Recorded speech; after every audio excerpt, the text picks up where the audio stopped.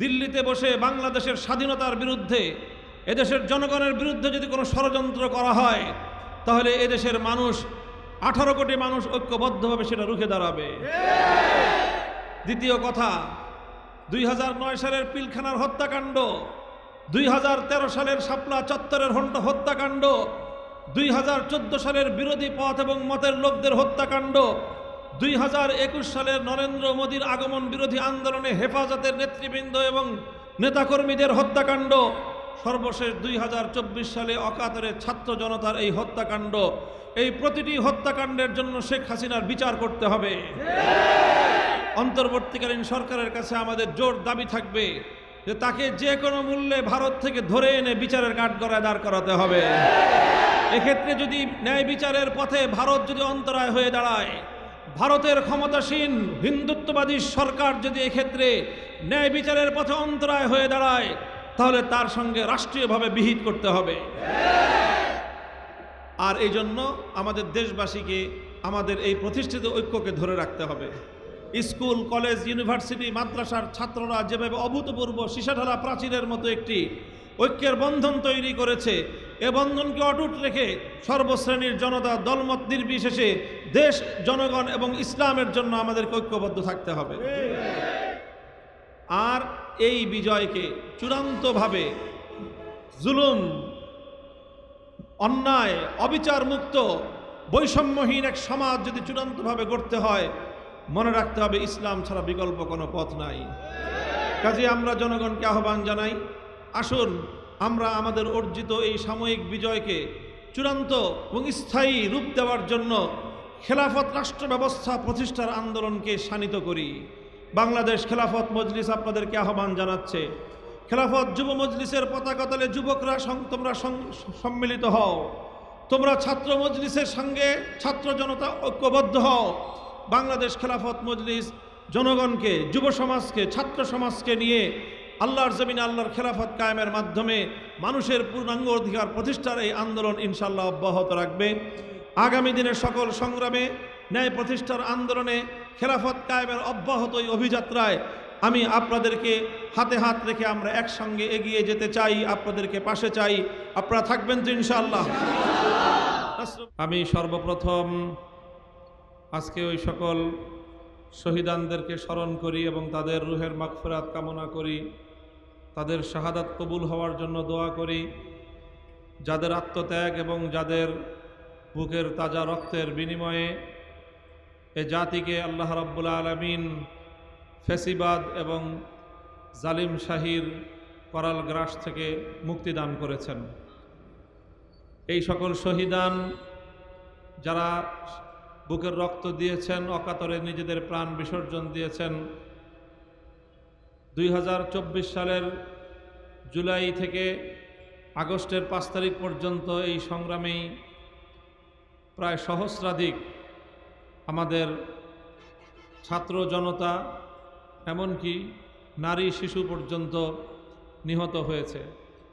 রাজপথে যেভাবে তারা পুলিশের বুলেটের আঘাতে জীবন দিয়েছে, ঠিক তেমনিভাবে ছাত্রলীগ, যুবলীগের সন্ত্রাসীদের ছোড়া গুলিতে এবং তাদের আক্রমণেও বহু নিষ্পাপ প্রাণ ঝরেছে।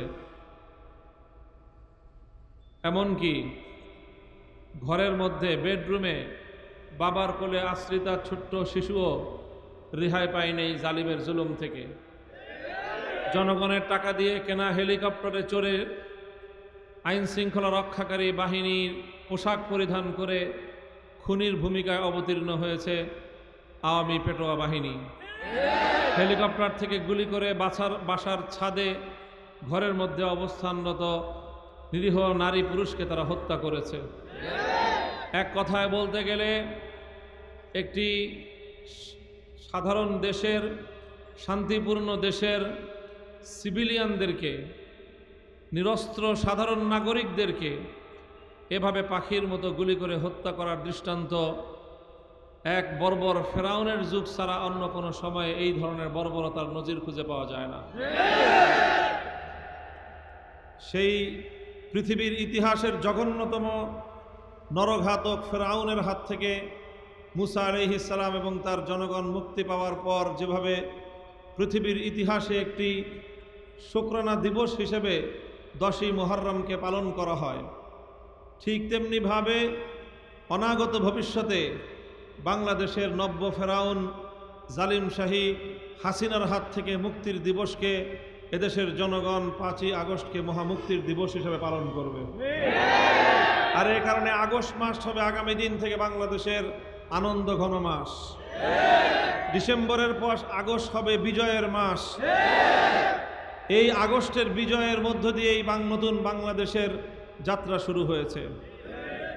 প্রিয় এলাকাবাসী, এই বিজয়কে আমাদের ধরে রাখতে হবে, মনে রাখতে হবে স্বাধীনতা অর্জন করা যত কঠিন, স্বাধীনতা রক্ষা করা তার চেয়ে বেশি কঠিন।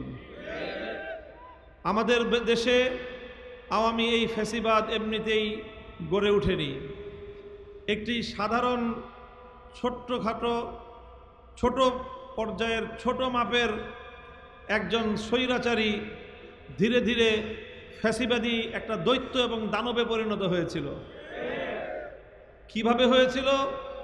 আমাদের বন্ধু নামধারী পার্শ্ববর্তী দেশ ভারতের কসাই, গুজরাটের কসাই হিসেবে পরিচিত নরেন্দ্র মোদীর আশ্রয় এবং প্রশ্রয়ে সে তার হিন্দুত্ববাদকে প্রতিষ্ঠিত করবার জন্য, ইসলাম এবং মুসলমানদেরকে নিষ্পেষণ এবং নিশ্চিহ্ন করার অশুভ উদ্দেশ্যে তার দোসর হিসাবে হাসিনাকে বাংলাদেশে সে প্রতিষ্ঠিত করেছে।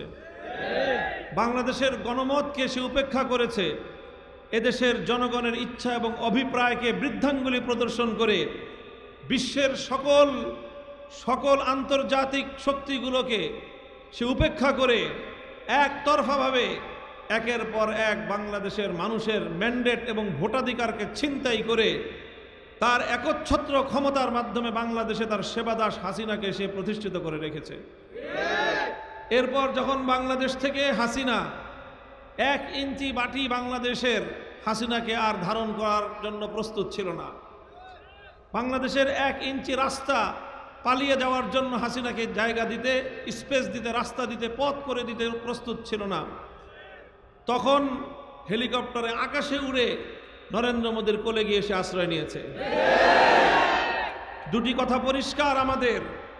প্রথম কথা হলো এই, যতদিন তাকে আশ্রয় দেওয়ার সুযোগ আছে আশ্রয় দেন, কিন্তু খবরদার, নাসরুম মিনাল্লাহি ওয়া ফাতহুন করিব। আসসালামু আলাইকুম ওয়া রাহমাতুল্লাহ। সুবহানাল্লাহি ওয়া বিহামদিহি সুবহানাল্লাহিল আযীম। আল্লাহুম্মা সাল্লি আলা মুহাম্মাদিন নবিয়্যিল উম্মি ওয়া আলা আলিহি ওয়া সাল্লিম তাসলিমা।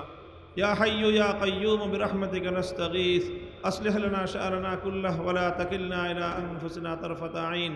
সুবহান রাব্বিকা রাব্বিল ইজ্জাতি আম্মা ইয়াসিফুন ওয়া সালামুন আলাল মুরসালিন আলহামদুলিল্লাহি রাব্বিল আলামিন। আপনারা দীর্ঘ সময় ধৈর্য ধারণ করেছেন। আসলে পথে অস্বাভাবিক ধরনের যানজট, আমরা সময় মতো রওনা হয়েছিলাম, পৌঁছতে পারিনি। আমাদের সামনে আরও